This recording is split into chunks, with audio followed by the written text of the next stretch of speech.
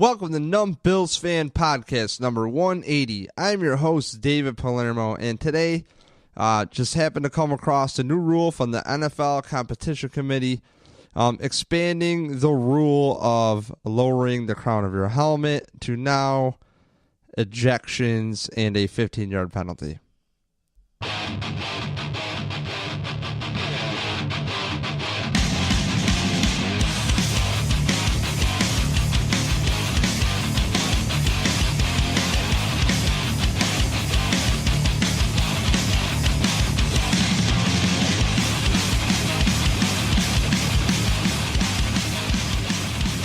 All right, well, so here's where I'm at is, in a nutshell, the NFL has created another rule that has a lot of gray area, and they created a rule where really, I don't think it was enforced that much, where if you're pretty much, think Adrian Peterson while you're running the ball, right, and you lower the crown of your helmet to, like, buck a dude over, you know, like a buffalo per se.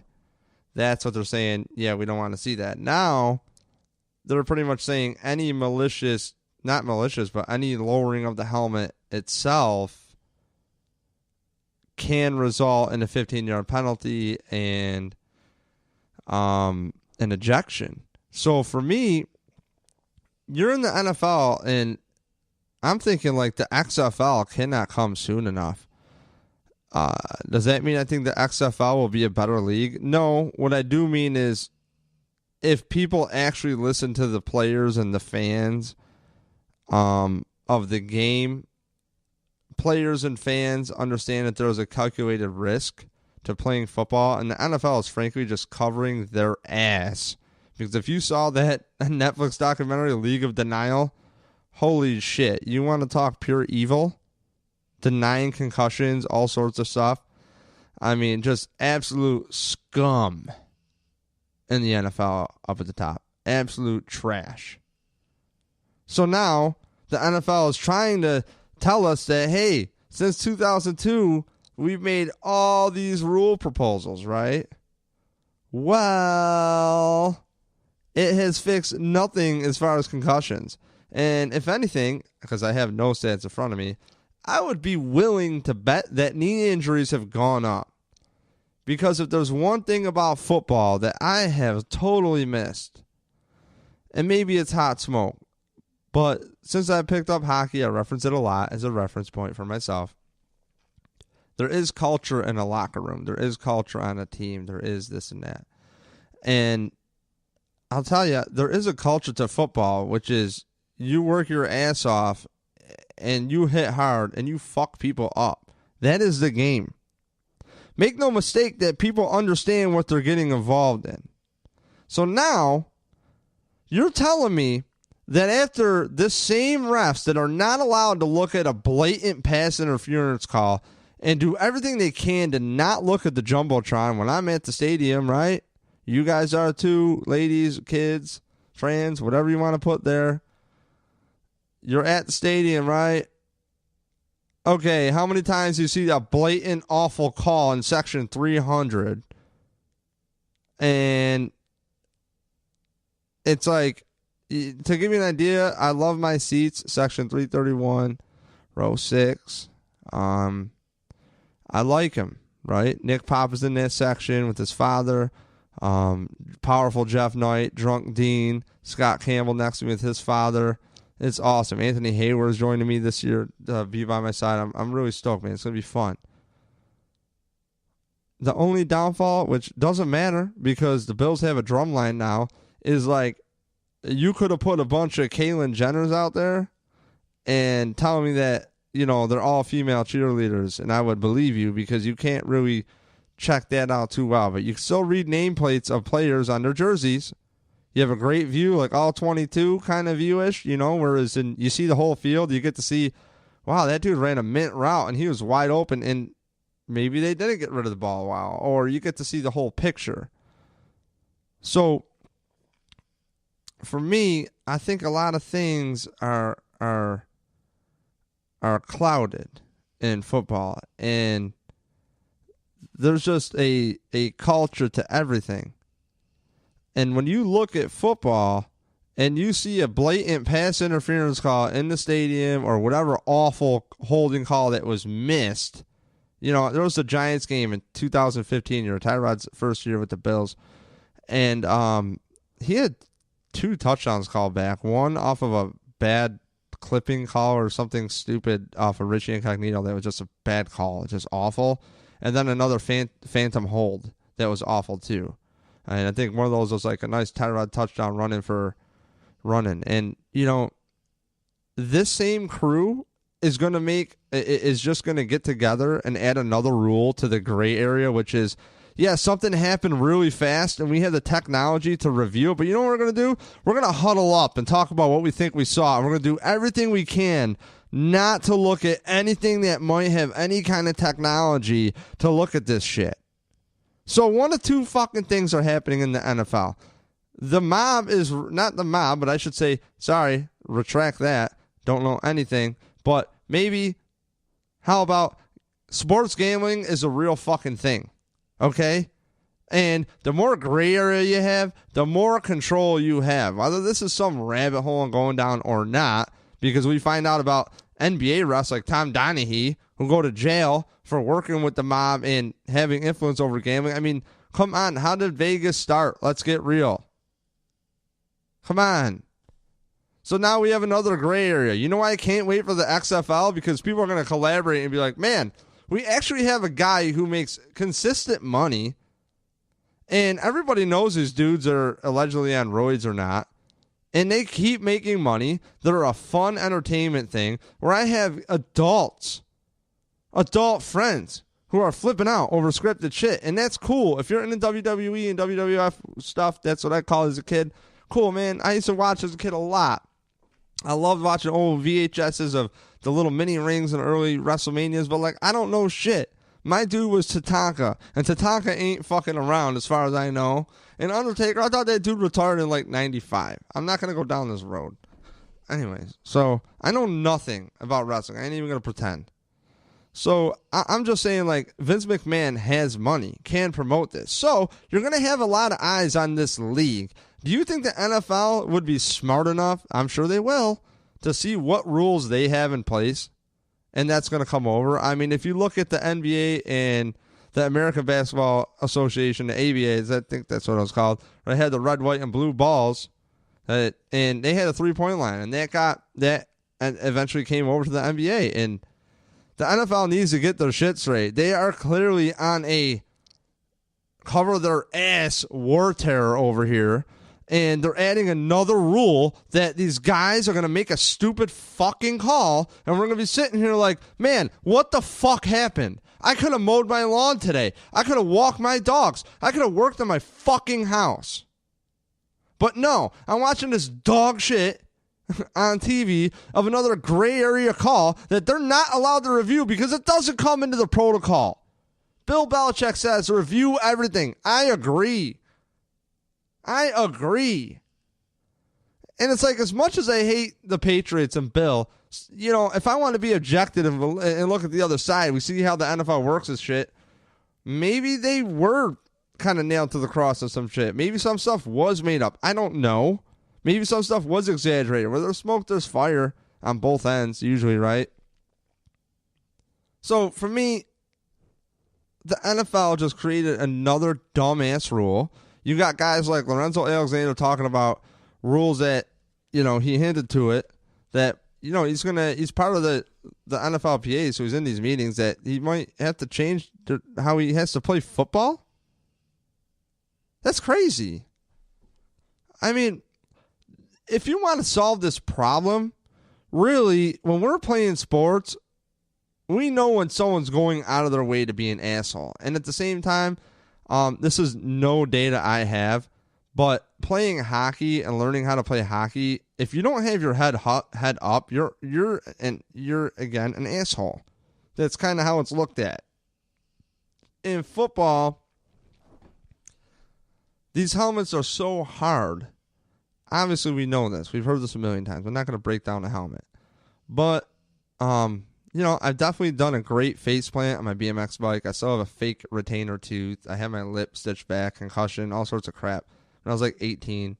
I just had my braces pulled off too, like 3 months prior. Mom was not stoked. But I found the skate park and I face planted and a double case, if you know what that is. I cased my front wheel and then my back wheel sent my hands underneath my bars. And I was coming off like a 4-foot sub box off of a 6-foot quarter, and I sucked. And I was just double pegging and trying to come back. And I did it a bunch. I just got lazy and tired. And then I guess I blacked out after I hit my face. And who knows? Maybe it explains why I am the way I am right now. But, you know, that helmet, I don't know how much that helmet really does.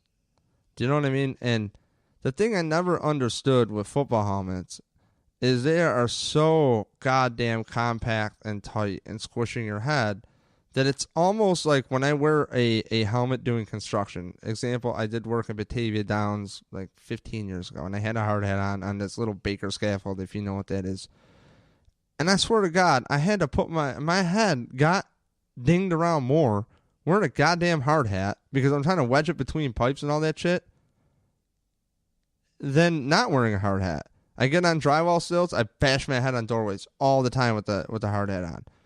And it's like the helmet just gets in the way, and we're at a disconnect with these players and culture where the NFL here wants to make all this money, as much money as they can, right? So, you know, why don't these people invest, and I guess they allegedly are, investing in helmets? It's like there's so many different ways to do it, all right? If I was going to throw my softball of shit on how to correct helmets, I'll tell you right now, you probably should have some kind of memory foam liner on the exterior somehow. I don't know how your logos would look, but maybe put like a hard shell around it where like when that cracks or something and hopefully doesn't shatter and go into someone's eye, you know, okay, that helmet's fucking toast.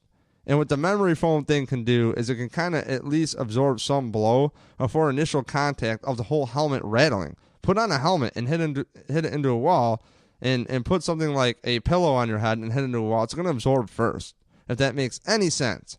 Okay? But it's like, it's 2018, and this is the best we can do with helmets. At the same time, if you had your brain in a jar of water, per se, which it is, or put a baseball in a jar with water, and you shake it, and you move forward with it really fast and stop that jar, it's still going to hit the edge of the jar. You know, it's going to hit the glass. It's like if you get in a car accident, you're going to go through the windshield without a seatbelt. It's just momentum. Well, that's what your brain is doing. So the only way to correct this problem, truly, is for players to have respect for themselves. But when the NFL has no respect for the players, how do you expect the players to take care of themselves? It's a dog-eat-dog fucking world out there, man. These careers are so short. Can you blame these guys for taking out a dude's knees if you can't hit the head? My family is on the line. I mean, watch that documentary, Broke.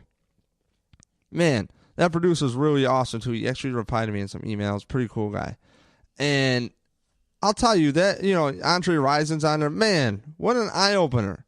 Because really, you get paid, you come from nothing, and you want to take care of your family. You know what I'm saying? Like, insert the Biggie quote about having a jump shot or selling crack rock. You know what I mean? And that's really how a lot of this shit is for sports with athletes. And then with money comes, instant responsibility. You got these dudes who are in their 50s who have cheated on their wives and all sorts of scummy shit that doesn't come to light that you don't know about. Signed anybody in ESPN probably, right? So it's like over the years they had that little sketchy book. So people got to pretend that all their shit's together. It's like these kids are in their early 20s and they just got money that them and their whole family has never seen. What are you going to do? You're going to take care of your mom. I'm going to get my mom a new house, okay? Get her a better vehicle. And that's the truth. Right now, I would do that, you know? And the pressure for these kids coming in the NFL is ridiculous. And we're dealing with millennials. I'm technically a millennial at 33 on the cusp, right? At the top end of it. And I came into construction where there's not many young people. That's why I stuck with it. And you get to a point where, like, you're not seeing young people now, and then they get these jobs and they feel entitled, like, yo, I went to college, I did all this shit. And it's like, well, welcome to the world. Your parents taught you wrong. You put yourself in college debt. You didn't have a path, but because people sell you like salesmen and snakes that, like, hey, oh man, this job pays $100,000 a year. I'm gonna be making way more than you. Well, where are all these jobs? That's what I wonder when I was in high school. My point is, these kids get a taste of money. Can you blame them for going off the rails? And then finally you develop your prospect. I want to get a nice developmental guy. And then his contract year, he finally develops. And then boom, well, what's that relate to? The CBA. The coaches don't have enough time with the players to develop them. So now you have these contracts that are just even more based on potential, but luckily they lowered the rookie wage scale. And all I'm getting around here is, or they made the rookie wage scale. All I'm getting around here to saying is, I think you're having a clash of oil and water here, which is the NFL wants to pretend like they give a fuck about the players, but they clearly don't. Okay? Because if they did, Cam Newton wouldn't be wobbling his ass back into games. If they did, guys who nailed Tyrod Taylor many a times after the whistle in Pats games, that dude would be like penalized. No. But there was rules in place for Tom Brady and Peyton Manning for quarterbacks where a finger would graze Brady's face mask. Just literally just graze it, and they would throw a 15-yard flag. 15 yards. And it's like, the quarterback sells tickets. It's a marketing world. What makes money? But you can't pretend to care about the players and not enforce the safety objectively for the competition of the game. You can tell me you can change a rule. That's cool. But the rule should simply be, don't be an asshole. If you are simply being an asshole, you're getting kicked out of the game. We know a late play. We know when somebody happened to put their head down at the last second as a running back out of fear of getting their head taken off. Right? So you had literally the fastest athletes in the world. Every offensive lineman in the NFL can run faster than me. And I'm probably 160 soaking wet. I'm looking like Brad Pitt body-wise. I'm looking pretty good. Not going to lie. It's kind of coming in. But I'm a goddamn twig at 5'7". My measurables are not off the chart. I got decent hand size. My hands are money. I'll challenge a lot of people, and, you want to throw me a ball, I'll catch mostly everything, even one-handed. I'm not lying. So, I don't know about velocity level of the ball. Don't give me Brett Favre here. My point is, these guys are super athletes, okay? They are on the cutting edge, you would hope, at least, if you're investing in these athletes, of taking care of their bodies. And there's a lot of medicine that's not even allowed or approved by the FDA in the United States that is working overseas really well, in Germany and other spots where, athletes leave the country to go get this work done. And to me, that's their job. They're a professional athlete. Take care of your body. But to expect these guys to change the culture of how they play overnight, I mean, you had Greg Williams allegedly with the bounty scandal, right? And it's like, that's culture of football. It's just a mean game. At the same time, there's things that the NFL could do, like looking the other way with marijuana and not making it a big deal where it helps concussions. It helps concussion syndromes. I mean, there's so much research about marijuana, and yeah, I understand that most people who listen to sports talk are more on the conservative type. I get it. But this is coming from somebody who didn't touch weed till 29. You know what I mean? I was straight edge for years. And I didn't, I went not drinking from 21 to 29. Who's counting, right? But I understand the most soberest of lifestyles you can have. I really do. I mean, sex is a different story. That's something that, something that is an issue for a lot of people.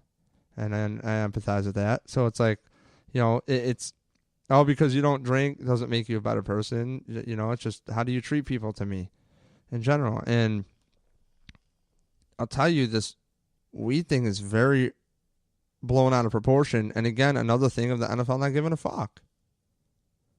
Because they would rather have players get on scripts because those guys help pay the bills somehow. I mean, the pharmaceutical industry, do I have to get into politics? I'm not. But do some damn research. Can I tell you where to go? No. Shoot me an email. I'll send you an email back. Dave@numbillsfan. Or send me a tweet. I'll send you anywhere you can find. If you want, honestly, follow Tinfoil Hat Podcast. Really awesome podcast. And they kind of dive into different conversations. that, maybe go down this hole of like, you're not going to hear about pharmaceuticals through mainstream media, But why is it okay to have people go on these pain pills? We all know somebody within a degree or two who have unfortunately had a pain pill problem or have had a pain pill problem and progressed to, say, heroin and maybe even pass away from it. And when you have more heroin coming into the United States like now than ever, it's just kind of weird, right? That there's a heroin epidemic now. So what I'm getting at is the NFL has bigger things to worry about than dudes smoking weed. And if you really cared about the player safety, let them smoke the weed and chill the hell out. If they say that helps, let them do that. If you care about player safety, how about you make a full effort instead of just doing damage control? Like, cool, you get white Eli Manning on saying, like, pretty much don't beat women after the Ray Rice video is out there. Good. Because Eli Manning's that nice white boy. Great. This is how things should be. Like, the NFL needs to stop doing this is how things should be bullshit. Okay? And really just look at themselves objectively and go, what can we do here to have fair rules in competition? We understand the risks. You must understand the risks. And have a full-fledged effort from start to finish around 360 degrees of caring about the players and the people who work for you. You hear that in negotiations that players' injuries, going out there and playing and getting injured for them is held against them. And then they're rushed out there. I mean, Terrell Troop was spouting off on Twitter a couple of years ago about how the Bills treat him. They rushed him back and ruined his career. Right? And it's like, people look at mine. Terrell Troop is a second-round pick, and some assholes are busy out there tweeting him in. We got Terrell Troop instead of Gronkowski whenever Gronkowski blows up. How do you think that feels as a human being? You're a second-round pick, and where he was drafted, he's touted to be a first-round pick. That was, I think, C.J. Spiller year, pick 9, second round, right? So it's a brutal life. It's just, I want to see the NFL genuinely care about the players. I want to see the players understand that, hey, this is a business. You need to show up, and you need to be a professional. But really, the NFL is turning more and more into WWE as we talk about it. The more we talk about it, this is really just like adult world WWE. It's all bullshit. These combine numbers don't really mean that much. At the same time, it is a nice way to sort through and figure out, this guy's competition level was this. And, I mean, Antonio Brown's a nice guy. You look at his combine numbers, and he ain't, like, off the chart at all. But, like, he was making people look stupid in college so much in his smaller school where, it almost looks too good to be true. Like, oh, man, this dude's just that good. Or is his competition that bad that he's going against? Meanwhile, his stuff translates. He's not the fastest guy. But in the NFL, it's a different game. You have to be not only a smart football player, you have to be a responsible human being. And when the NFL is trying to paint a picture that they care to us, so I spend my money on my season tickets, and I can't even, like, year after year, there's like a broken TV, and I'm paying all this money for these stupid tickets, and I'm in line in the cold, and there's a coffee stand that don't have enough cream and sugar in it, and it's got the cream and sugar in there from last week, and it's like, how hard is that job? I'm giving you $690-something, I think, for one ticket times 3 a year, and I have a hard time selling them sometimes, so some people get free tickets from me, and I'm getting rid of one this year. But it's like I invest all my hard-earned money that you guys want to prey on me and grab Buffalo Bills talking to you, and you can't even have simple stadium amenities, like simple shit that you can control. I shot tweets out to the Bills jokingly, like, hey, there's some facilities. I am a subcontractor. I will gladly, to the Bills, come out and make a list of what needs to be fixed in a stadium. I don't know if that goes through the town of Orchard Park or what. But the NFL needs to step up its standards. You're charging more than ever. You still think you have a premium product. Your product is fucking garbage. The Patriots had to play... You know why I didn't do a podcast about the Super Bowl? Here's why. The Patriots had to play one objectively officiated game all year, and they lost. Okay? Thank God to those refs. And I forgot the dude's name because he reffed that game differently. They reffed that game differently than every other game. They made that game look like that's what a cut should look like, okay?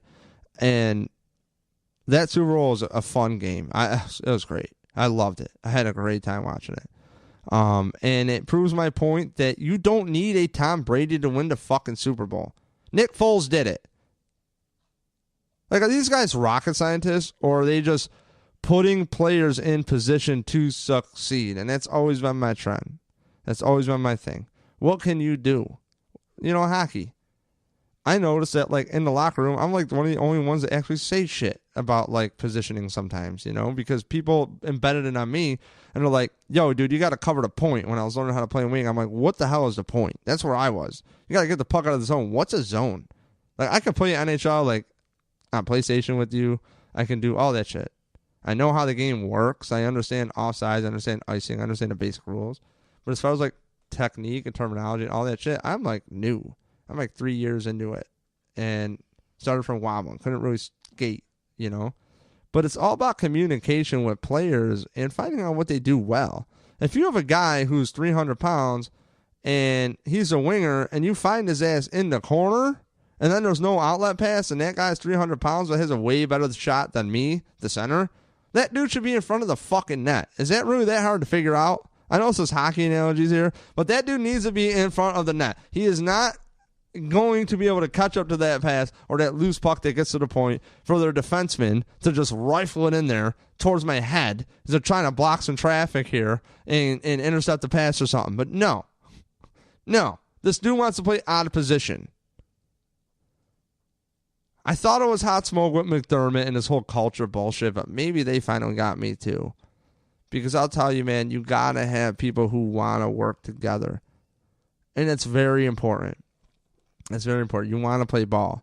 And that can backfire on you. Look at Rex Ryan. Rex Ryan was just a delegator. I don't hate Rex Ryan. People hate Rex Ryan because he's a big shit-talking buffoon, this and that. But conceptually, he has some interesting concepts. Again, I think he's somebody that, since the CBA, he hasn't had a good year as a coach. So you have to dumb down playbooks. Meanwhile, these coaches are on this upper echelon like, man, could you imagine these concepts? But they can't even hit it because there's not enough time with the players. At the same time, concussions are a real issue. So what do you get from this podcast?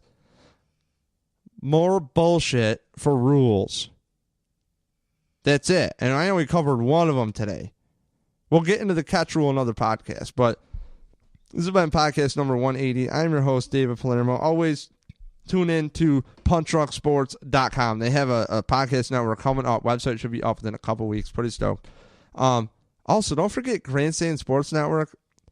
A lot of great podcasts on there. I do like the Cover One podcast of, anything. Nate Geary hopped over to there, and that should be good to see what comes out of there. As always, check out Kevin at Locked On Bills. Love Kevin. I'm on my way to his house right now. Actually, was in the shower listening to some stuff today, and had a job earlier, and I'm like, I better podcast before I go to Kevin. So doing some work at Kevin's house. If you know Kevin Masseri, tell him, shoot him a follow on Twitter. He's always on here. Shoot Eric Turner a follow, the regulars. So there's some great information. If you want some guys getting fucking hammered and talking some fun shit, check out Rock Power Report. Chris and Drew are good dudes. There's a lot of good content. Nick Walton at the BuffaloBeat.com. I mean, to me, that's the top site to go to for current information. So I would check that site out. If you don't have time for the audio, BuffaloBeat.com. So check all that out. I'm your host, David Palermo. It's been episode number 180. And title's in the description. Take care.